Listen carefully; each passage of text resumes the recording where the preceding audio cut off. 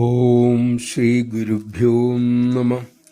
ഗീത മനസ്സിലാക്കി വായിക്കണം എന്ന് ഗുരു പറഞ്ഞപ്പോൾ ശിഷ്യൻ പറഞ്ഞു, ഗീതയുടെ 700 ശ്ലോകങ്ങളിൽ എനിക്ക് മനസ്സിലായിട്ടുള്ള ഒരു ശ്ലോകമേ ഉള്ളൂ ഗുരുനാഥ.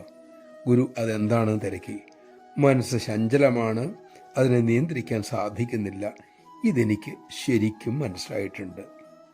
ശിഷ്യൻ പറഞ്ഞ ഈ വാക്ക് മനസ്സിനെ ശ്രദ്ധിച്ചു തുടങ്ങിയിട്ടുള്ളവർക്കെല്ലാം വ്യക്തമായി ബോധ്യമാകും.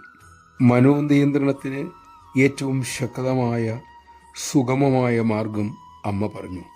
ഭഗവത് നാമം അല്ലെങ്കിൽ ഗുരു തന്ന മന്ത്രം സദാ ജപിക്കുക. അമ്മ സ്വന്തം കാര്യം ഇങ്ങനെ സൂചിപ്പിച്ചു. അമ്മ കുട്ടിയായിരുന്നപ്പോൾ സദാ കൃഷ്ണനാമം ജപിക്കുമായിരുന്നു. നടന്നു പോകുമ്പോൾ ഇത്ര എണ്ണം ജപിക്കണം എന്ന് തീരുമാനിക്കും. എന്തെങ്കിലും കാരണവശാൽ ജപം വിട്ടുപോയാൽ എവിടെ വച്ചാണോ ജപം വിട്ടുപോയത് അത്രയും പുറകോട്ട് നടന്ന് അവിടുന്ന് വീണ്ടും ജപത്തോടെ മുന്നോട്ട് നടക്കും.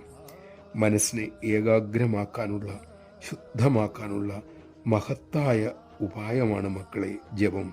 നമഃ ശിവായ. സദാ തിരുനാമം നാവിൽ നൃത്തമാടട്ടെ. അതിനുള്ള ശക്തിക്കായി നമുക്ക് അമ്മയോട് പ്രാർത്ഥിക്കാം. നമുക്കതിന് സാധിക്കട്ടെ.